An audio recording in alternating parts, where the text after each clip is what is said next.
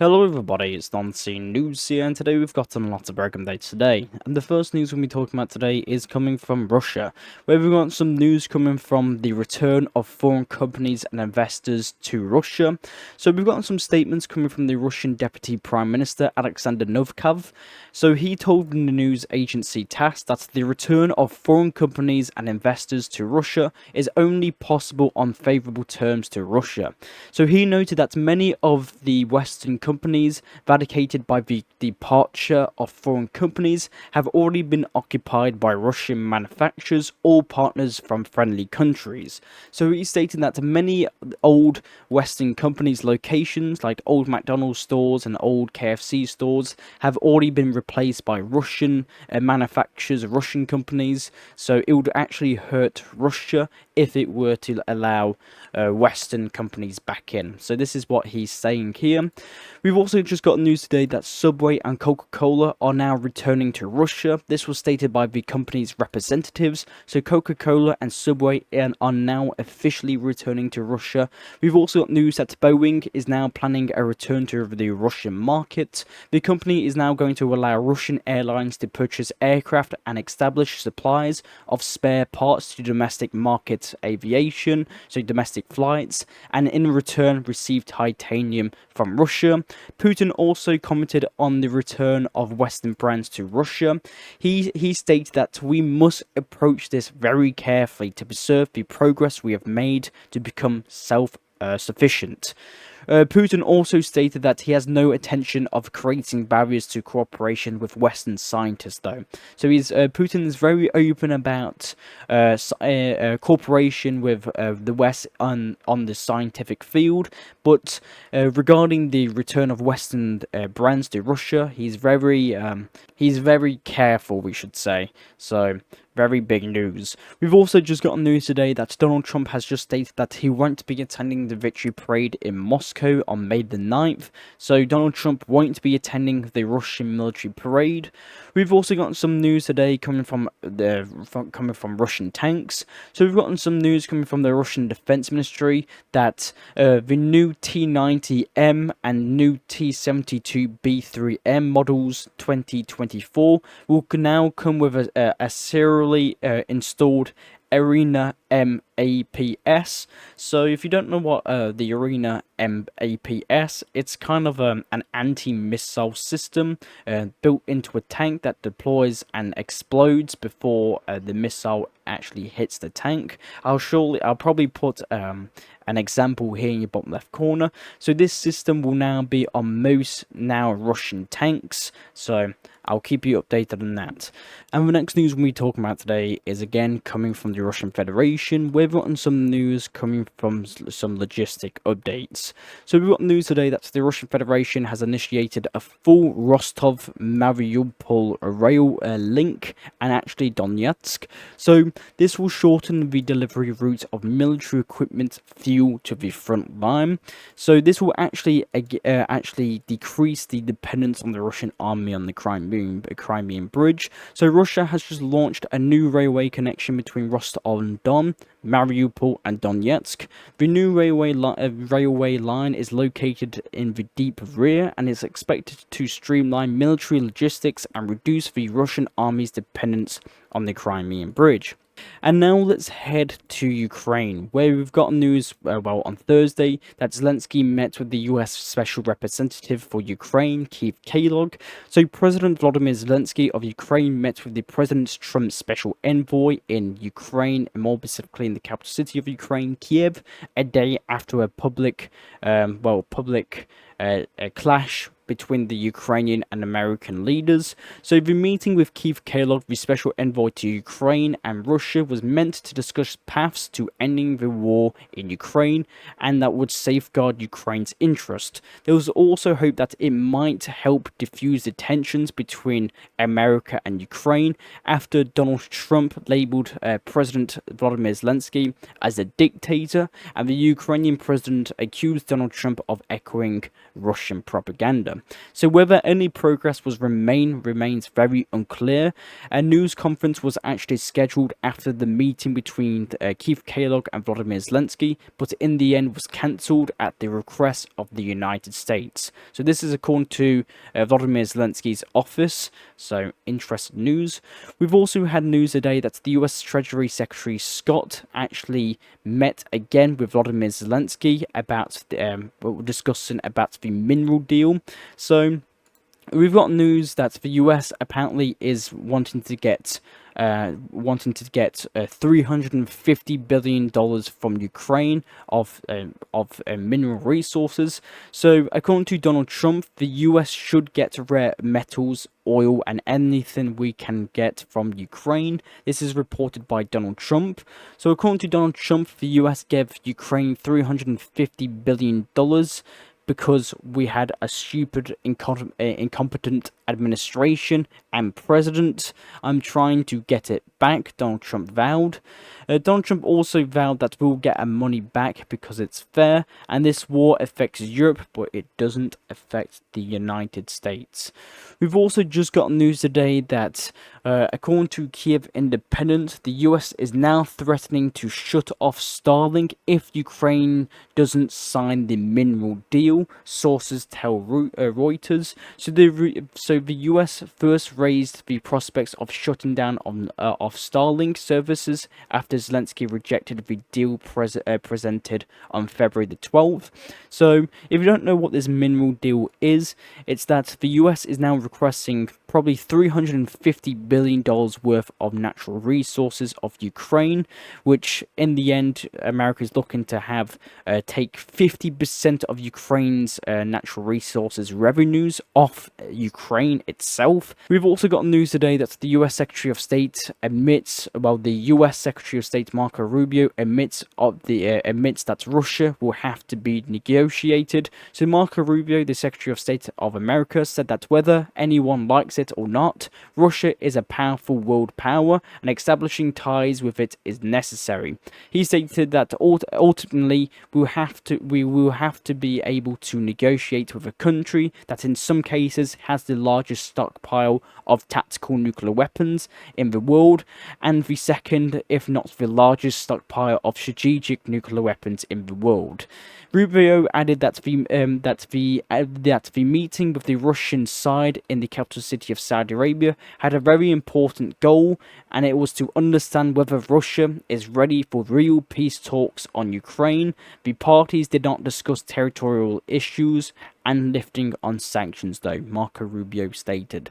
And the next news we'll be talking about today is coming from Belarus. So a couple of days ago we talked about how Khalifa Haftar, the commander-in-chief of the Libyan National Army, arrived in Minsk in Belarus on a visit. So we talked about how the head of the Libyan army arrived in Belarus a couple of days ago. We've now gotten the reason why the Libyan National Army commander went to Belarus. So Khalifa Haftar, the Libyan National Army leader, came to Belarus to buy Belarusian fighter jets from Belarus. So they will likely be MiG-29 fighter jets or Su-30 fighter jets. So and apparently, reportedly, the pilots that are going to be using these MiG-29s and Su-30s will be trained in the Russian Federation. And the next news we've got today is coming from Bulgaria. So we've got news today coming from Bulgaria that protests have just been sparked in the capital city of Bulgaria, in Sofia, about the introduction of the euro. So protests are now taking place in the capital city of Bulgaria, which is now these protesters are calling for preserving the national currency as a factor in Bulgaria's financial independence. So a lot of people right now, thousands of people are now protesting in the capital city of Bulgaria about the introduction of the euro in Bulgaria. So supporters of the protesters are now actually clashing with police and riot police. So the protesters threw red paint, firecrackers and Molotov cocktails at police at the entrance of the European Commission's office in Bulgaria, and they apparently set it on fire. So at least 10 police officers were reportedly injured, and multiple arrests have been carried out right now. So in the capital city Bulgaria, many protests are happening about the introduction of the euro, and as a result, people are now burning down the European Commission's office in Bulgaria. So very big news. We've also gotten some news today coming from Finland and Germany. So we've got news that yet another fiber optic cable between Finland and Germany have reportedly been destroyed off the coast of Sweden. So Sweden suspects an undersea sabotage. So another undersea communication line between Finland and Germany has been cut off again. So Sweden is now reporting that this could have been a sabotage. And the next news we'll be talking about today is coming from Germany. We've got news that a knife attacker has gone on a rampage in the German capital city in Berlin, stabbing several people next to a Holocaust memorial and the US embassy in the German capital. So obviously I can't show you any footage, but several people were stabbed in the German capital city, but reports are stating no one actually thankfully died. So these stabbings did take place outside of the US embassy in the German capital. So some people are stating that this might be a sign or a message. So I don't know. And the next news we've got on today is coming from the German Foreign Minister, Baerbock. So the German Foreign Minister, she has threatened to cut off ties with the United States, warning that Washington stands to lose significantly if it withdraws support for Europe's liberal democracies. So according to the German Foreign Minister, we will increase pressure on the Americans to make them understand that they have a lot to lose if they stop supporting Europe's liberal democracies. So this was stated by the German Foreign Minister of the Chancellor administration, but it seems that this might actually not matter, her threats, because this might be her last day as the German Foreign Minister, because obviously today Germany is holding parliamentary elections today in Germany. So I'll just highlight who is projected to win the German national elections. So you can see this graph here in your bottom left corner.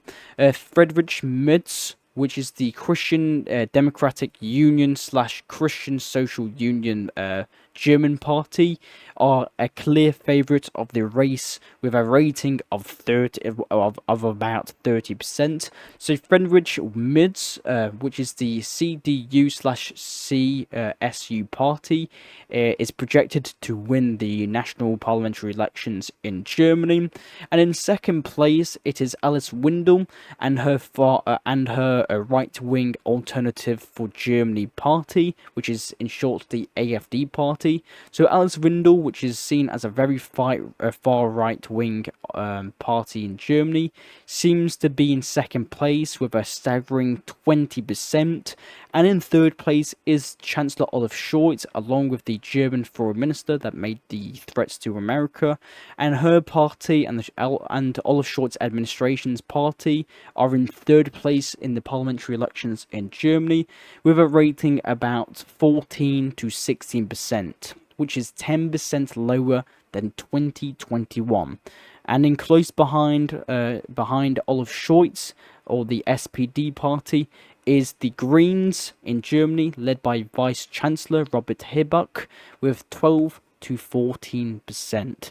So very interesting news. And if I had to describe Friedrich Merz, which is the projected winner of the parliamentary elections in Germany, if I had to describe him, he is very, very, very pro-European. He's very Ukrainian.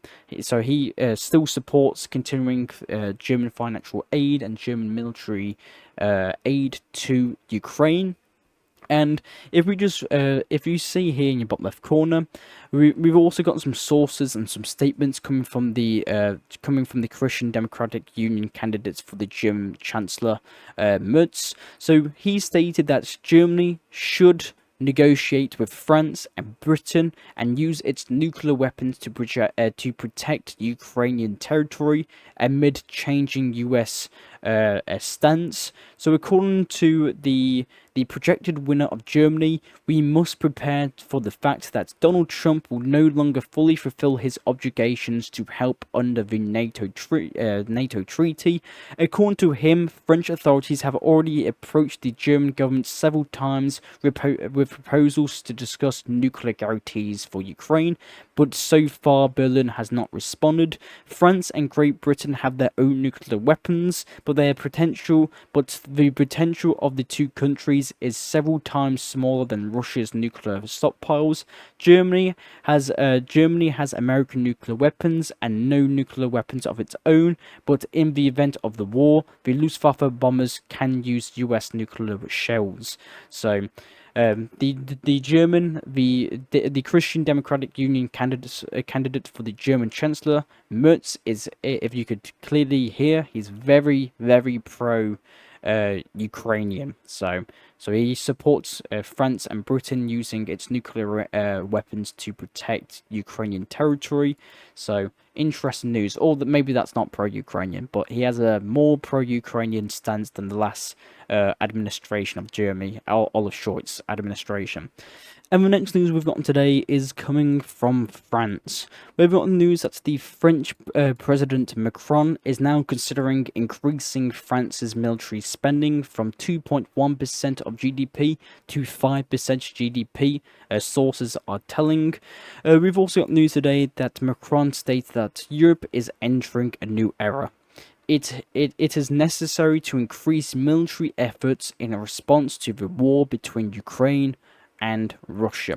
So France is now looking to increase its military spending to 5% of GDP, and is also encouraging other NATO members to increase their military spending to 5% of GDP as well. The next news we've gotten today is coming from Kosovo and Taiwan. So the territories of Kosovo and Taiwan could potentially cooperate on defense. So the Kosovo defense minister has stated that there are opportunities for Kosovo and Taiwan to cooperate in defense after meeting the Taiwanese defense minister Wellington Lee Shun-ku in the Taiwan's capital city of Taipei. So the Kosovo defense minister had also stated that both territories face familiar threats in the form of Chinese weapon systems used by both the armed forces of Serbia and, of course, the armed forces of the People's Republic of China. And neither Kosovo nor Taiwan are internationally recognized as independent sovereign states to some countries. So in the near future, we could actually expect Kosovo and Taiwan to potentially cooperate on defense.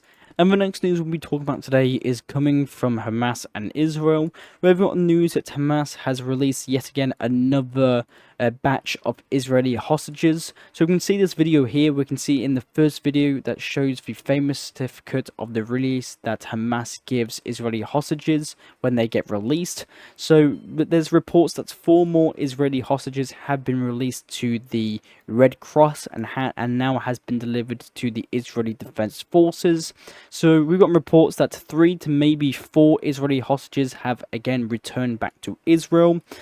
The next news we've got today is that Morocco and Israel are going to be resuming regular direct flights between the two countries for the first time since October the 7th, 2023. We've also gotten reports today that all trains and buses in Israel have been halted after explosive devices have been found, the Israeli Ministry of Transport reported. So we've got on news that 3 empty buses have exploded on the southern edge of Tel Aviv in what Israel police say is a suspected terror attack. It happened in an area where the buses were parked in the city of Bat Yam on the edge of Tel Aviv on Thursday night. There were no casualties, but the devices on 2 other buses failed to explode, and police said that local media reports that one of these bombs carried a message referring to revenge for the recent Israeli raid on the refugee camp in the West Bank. But in the end, the Israeli Prime Minister Benjamin Netanyahu has just ordered the Israeli military to carry out an intensive operation against centers of terrorism in the West Bank. So this is in a direct response to these bus bombings. So we've got news that 3 bus bombs have happened. So 3 buses in Israel exploded, with 2 bombs failing to explode, which carried a message. Now the Israeli military is going to be doing more operations in the West Bank. Then the next news coming today is coming from Sudan, where we've just got news today that Sudan has recalled its ambassadors from Kenya and blasts Kenya for supporting terrorism. This comes after President This comes as President of Kenya held a meeting with the Rapid Support Forces representatives. So, if you remember in the last video, the Rapid Support Forces, which is this pink area here, which is in the middle of a civil war with the National Sudanese Army, announced plans to form their own separatist government in Sudan. So the Rapid Support Forces here in the pink, its deputy leader attended a session in the Kenyan capital city, where the plan was announced. So Kenya has now withdrawn all of its Sudan has recalled all of its ambassadors from Kenya and blasts Kenya for supporting terrorism in Sudan. We've also gotten some news today coming from Nigeria of a failed paratrooping mission. So if you can see here in the bottom left corner, Nigeria's Air Force conducted unsuccessful exercises, and in the video even the Kenyan troops state that we need better training in the Air Force. So a lot of these paratroopers found themselves on top of cars, crashing into buildings. So in the end it was apparently, according to Nigerian sources, it was a complete fail of a mission of military exercises in Nigeria. We've also got news today coming from Rwanda. So we've got news today that the EU has just summoned the Rwandan ambassador over ongoing fighting in Eastern Democratic Republic of the Congo involving the M23 forces. We've also gotten some initial reports that the Central African country of Chad, has just now begun sending its military to Eastern Democratic Republic of the Congo to defend against the M23 forces. So again, we haven't got any confirmations about that. But we've also gotten some news today that the M23 rebels have made, again, more staggering progress on its offensive on Congolese territory. So obviously we had news that the M23 forces are now on the border of Burundi. So very big news. And we've also gotten news that the M23 forces are on the outskirts of Butembo. So this major Congolese city here near the borders of Uganda. So big news.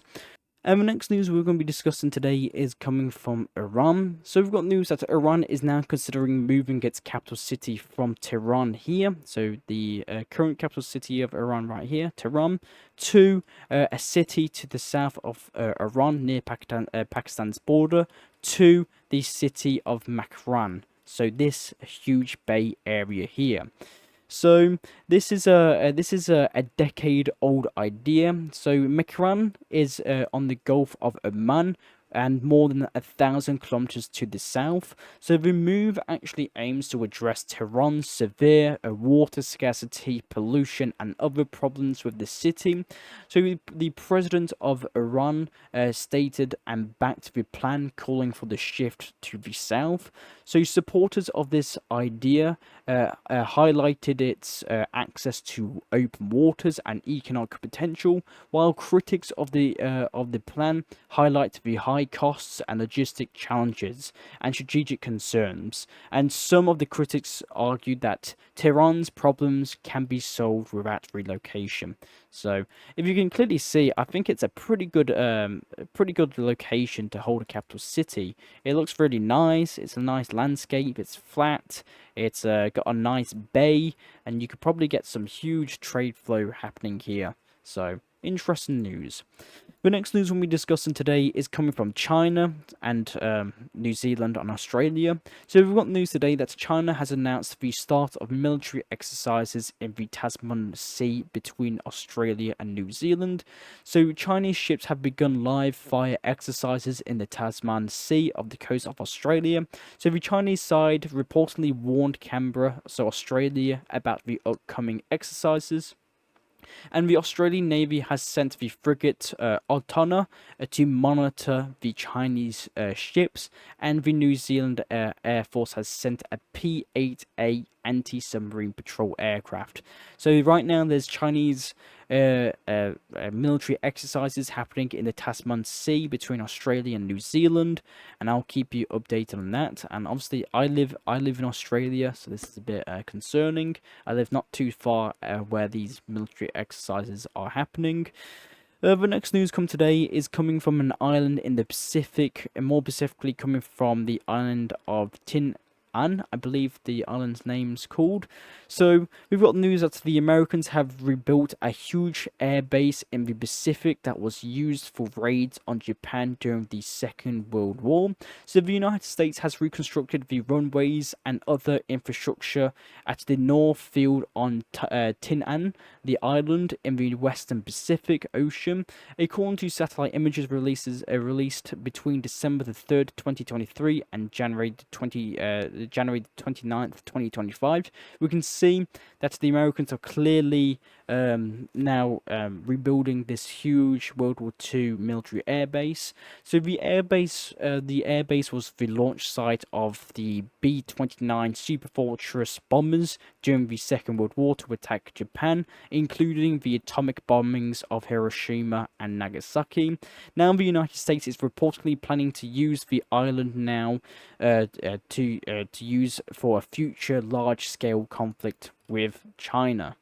And the next news we've got today is coming from mainland America, where we've just got news today that the captain of the American aircraft carrier Harry S. Truman, Dave Snowden, has just been fired due to his loss of confidence in his ability to command. So the decision was made 1 week after the military ship, so the aircraft carrier, collided with a merchant vessel in the Mediterranean Sea off the coast of Egypt.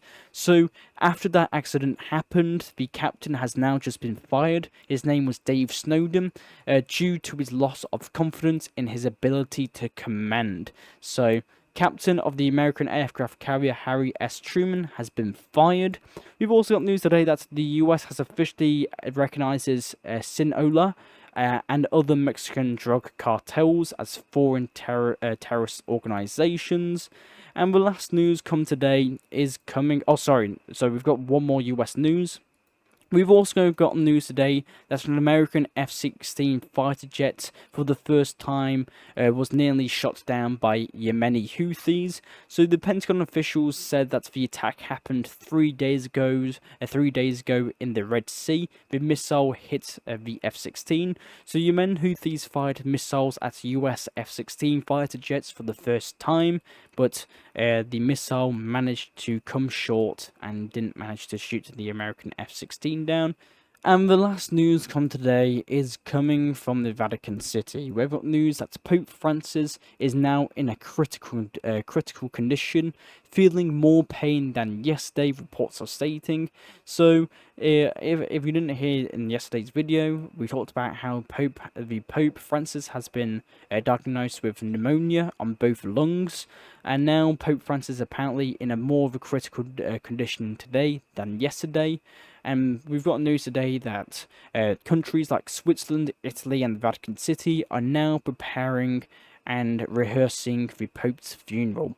And we've gotten some news that the next pope is now being discussed. So a next pope, it has to be picked. So interesting news. So in a matter of maybe the next week, we could probably expect a new pope of the Catholic Church. So I'll keep you updated on that.